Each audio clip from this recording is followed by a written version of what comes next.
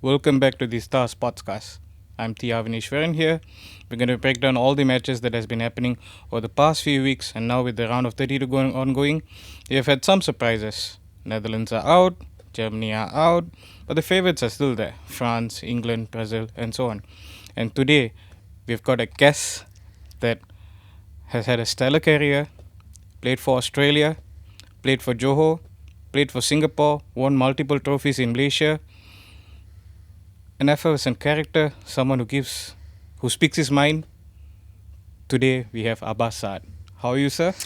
I'm very, very good. Thank you for having me, and good morning. How is it like being here in Kuala Lumpur? I know you've been going for several corporate events with Fandi Ahmad, your friend. Yep. So how has it been going? It's been wonderful to come back. I love Malaysia. Malaysia is like my second home from Australia. I've been back now for about 2 weeks. Really enjoying talking the corporate events, doing it with Fandi. It's about football. It's something that we know very, very well, and obviously a sport that we love dearly. And of course, it's wonderful to cover this great World Cup so far. How is it like speaking with the corporate people? I know because you've been so used to speaking to footballers, people are part of the game, but corporate people, how is it different? It's nothing different. Obviously, they're not sporting minds. I think not all of them, but there are. There's a lot of football lovers there. So obviously, when you're talking, you probably have to explain things a little bit more in detail. But no, it's great. I think the response has been absolutely superb. It's a great way for the corporates to connect, and that's what business world is all about. It's all about connecting these days. And so far, myself and Fundy, we're really enjoying it, and it's just a very, very laid-back occasion. I know I did TV for about 15 years. It's definitely much different from talking live on television, but really, really enjoying it. Let's pivot to the World Cup. This year, we've got 48 teams, and for the first time ever, we have got the round of 32. We've been feasted a lot of top quality games. As you said earlier, I mean, there's been already two of the top nations knocked out in Holland and Germany, and there could be more. Almost England this morning almost went home also from Congo, a game that I really thoroughly enjoyed because it was a wonderful game end to end. But that's the beauty about the World Cup. When it comes to the knockout stages, there's no favourites because it's a one-off game, and you really have to perform. If you don't come with your five-star performance, then you could see yourself out. Any standout moments so far for you personally from this tournament? I think France. France frightened me yesterday. It's probably one of the best attacking performances I've seen for a long, long time. That front four, you got Dembele on one side, you got Barcola on the other side, Mbappe at the top, and then, my God, this Michael Olise, I knew he was good, but I didn't think he was that good. He was absolutely unbelievable. But just team performance, France, I thought they were solid at the back. They were very creative in the midfield there, obviously there, and then in attack, especially in counter-attack in football, the pace that they got, the quality that they got. And the World Cup, you need that X factor. That X factor is going to win you the games because it's going to be very tight. Games are going to be very, very tight. The teams are going to be in one block defending and just hoping to counter and get you a goal. And that's the kind of players that you need. And fortunately, France has got those four on. Then they got Cherki and Doué to come on. That's an extra two. And these are all world-class players. So far, France's performance has been the best.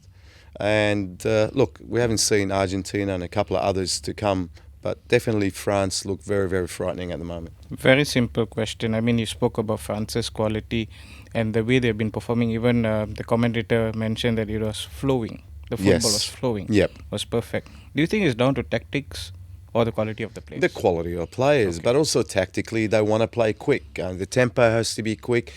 And to break lines and to break a big block of 11 players, you got to move the ball quickly. Right. And that's what they're good at. But also in tight situations, when you got the quality, it's much easier. It's easier to talk.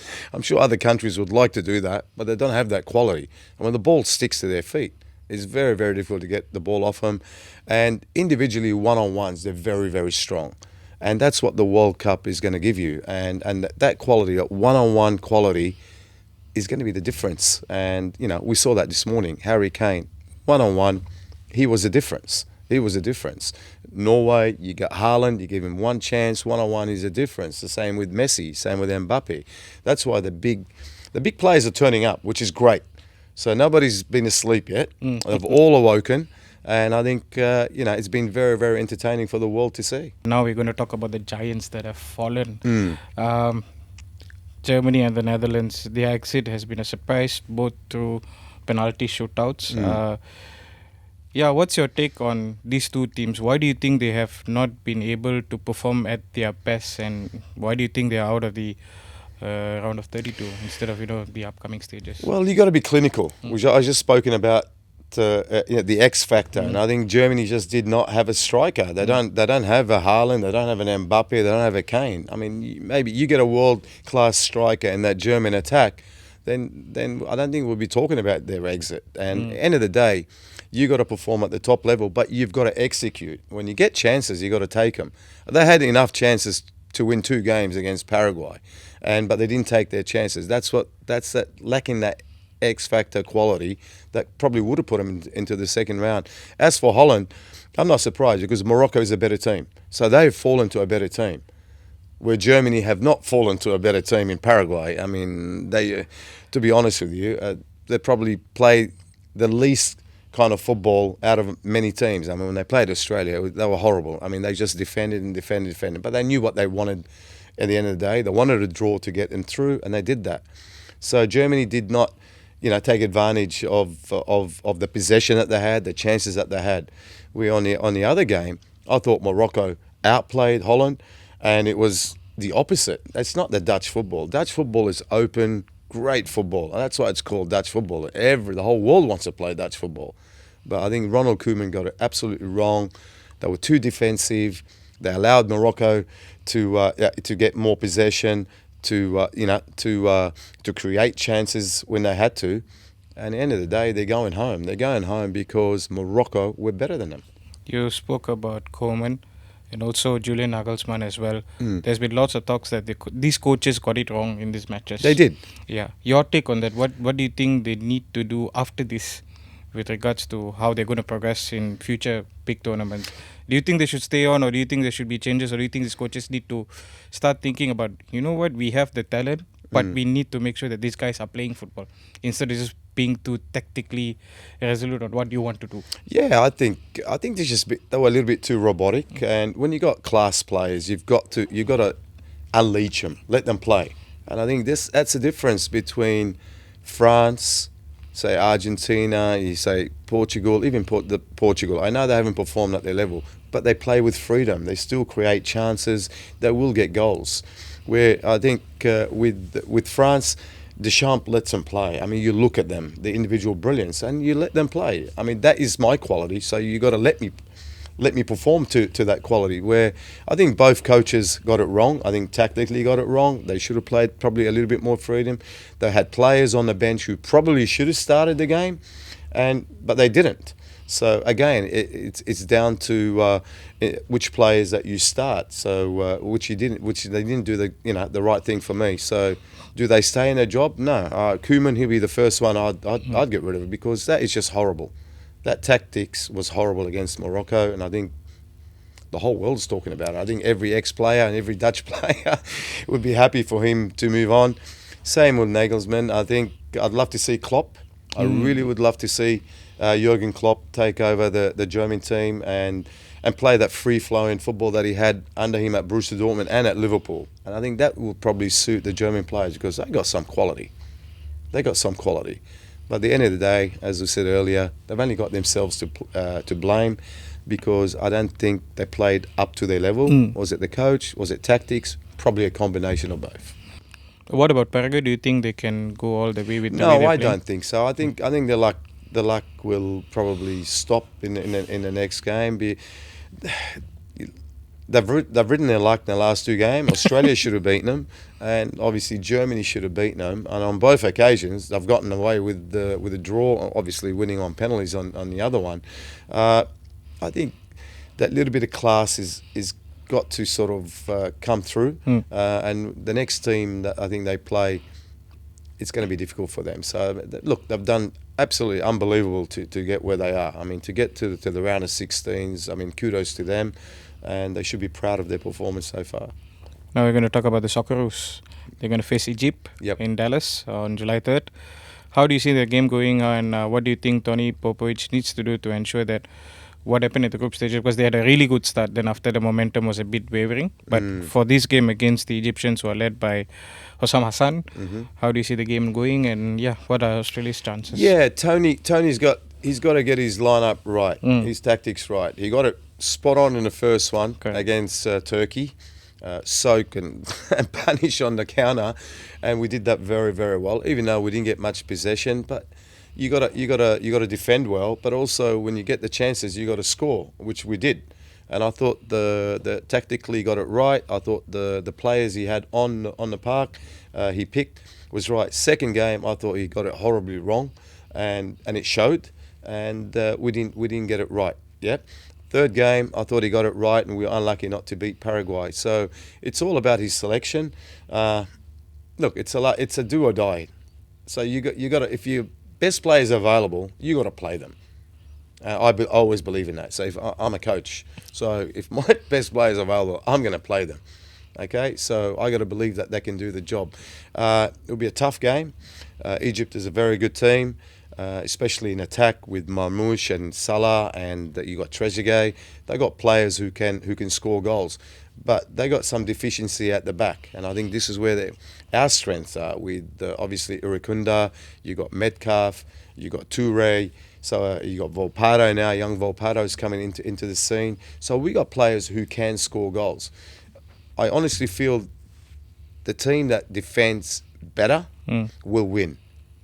Both teams got attacks who can hurt the defence. So, and I believe that we are better. We got better defenders with Suter and Co at the back, better than Egypt. So I'm tipping us to win. I'm tipping us to go to round 16, and again face Argentina like we did in the last World Cup. So physicality is going to be a factor? Oh, absolutely, absolutely. And we got some big boys at the back. We got Burgess and you got Harry Suter. You got Sakati's doing very, very well. Our wing backs, we got quick wing backs. They're strong, they're fit. And I think our engine room has been very good. O'Neill for us, he's been superb. Yep. Young Ocon, who I played with his dad with Australia, he's been a revelation. And of course the speed. And this World Cup, the speed has been the difference. You look at France with their speed. You look at this morning with England with their speed. Look at Congo with their speed. They're causing problem.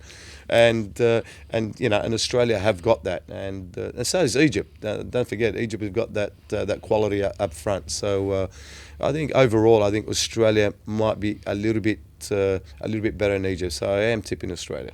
Now, the bigger picture. I mean, just now you mentioned about France being the favourites and so on. What about the other teams? How do you see teams like England, Brazil, even Norway doing in the round of 16? How do you think that would go? Yeah, look. Brazil, I think, is starting to get their game now. I feel sorry for Japan. I really picked Japan to go all the way nearly up to the semi-final, but just a draw. Every time they draw, they could have won the game. They played very well, and they should be proud of their effort. Japan. Brazil, I can't see Brazil winning, to be honest with you. I really can't. I just don't see enough creativity in that Brazilian team. I think they're relying too much on Vinicius up front. When Vinicius plays well, they got a chance. We've spoken about those X-Factor players. Well, he's definitely an X-Factor. But how many X-Factors have they got apart from Vinicius? No one. They had Rafinha, but he's been injured. So they're the two X-Factors that they've got. I think it's an aging team. I think it's an old team. There's just too many old players and not too many creative players. So it's not the Brazil of old that we all love. I mean, we all grew up loving Brazil, and I think the whole world wants to play like Brazil. Yep. But Brazil is probably not one there. Norway, I think they've done well to get where they are. Let's see how they go the next round. I can't see them going past Brazil. The next one. Then you look at England. England on their day, they got world-class players, and they showed it there. They can go far, but they've got to meet up. I think the big dogs have got to meet up. I think in the quarterfinal. The other one is France. I think France has got a tough run. I think Spain could be the obstacle. That was my favourite actually. So my favourite was Spain and then France. So that were probably my two favourite. But I think they've got to meet up in the semi-finals, I believe, if they get through the round of 16s and the quarter-final. So that's the obstacle I think for France. And so I think the winner out of France and Spain will go all the way and win the World Cup. England will face Mexico, and many have spoken about how is it like playing in the Azteca, basically a cauldron. And a lot of English pundits and fans have said that it's not going to be an easy task for the English players. But what do you think needs to be done what do you think needs to be done by England to ensure they get a result against Mexico? And do you think if they beat Mexico, they can actually go all the way to the final? And a lot has been spoken about some players that have not been performing. Yeah, what do you think England needs to do to? I think they need to up their game. At the moment, they're playing in stages. They play great for 15, 20 minutes and then they sort of disappear. Right. So you got to be consistent. Football's about consistency, and to win a tournament, you got to be consistently good the whole tournament, pretty much, or every game, and to win those games. And at the moment, I mean, even this morning's game, that was second best probably against Congo in the first half. Second half, they upped their intensity, they upped their game, and they started to play a little bit more with a little bit more freedom, and they created chances a little bit more. Look, on their day, when they do that, I think as a team, they can be very, very dangerous. Can they go all the way to the final? Well, they got to beat a lot of good teams. They got to meet a lot of good teams along the way to get to the final. They probably will beat Mexico. I don't think it's going to be an easy game. I agree with you. I think Mexico, with the whole country behind them, they're not an easy team, and they got some dangerous players, Mexico. But I just feel England's got a little bit more quality going forward than Mexico, and I think that's where the difference is going to be. Harry Kane's been amazing for them. And like I said to you, you got Saka, you got Gordon, you got Rashford, you got Madueke, you got Bellingham, and the list goes on. I mean, he brought Eze on. I mean, Eze is one of the best players in the Premier League, and he can't get in the starting lineup. So you see the quality there, and it's just that extra quality could be the difference, I think, against Mexico. Who is going to lift the World Cup? I still think it's going to be France, if they can get past Spain. So like I said to you, the winner out of France and Spain, I think will lift it. Sir, it's been an absolute pleasure talking to you. Learned a lot from you. Amazing insights, and I hope you will enjoy the rest of the World Cup fixtures and also the kicks that you're going to have in Malaysia with another legendary player, Fandi Ahmad. So thank you for being part of this show. Thank you, and thank you to the staff for having me. It's always a pleasure coming back, and really appreciate all the articles that you guys have written about me and my teams over the years. I've made some great friends, from a lot of great journalists that's been part of the Star here. And I wish you guys all the best, and continue doing the great work covering not only the World Cup, but continue doing great work covering local football, because I think Malaysian football needs a lot of positivity. I think from the journalists these days, and try and pick things up, and hopefully big improvement along the way. Thank you so much. That's it for episode 7 of the Stars podcast. The games are continuing. Please do watch them. Also subscribe to our podcast. That's about it. Ciao.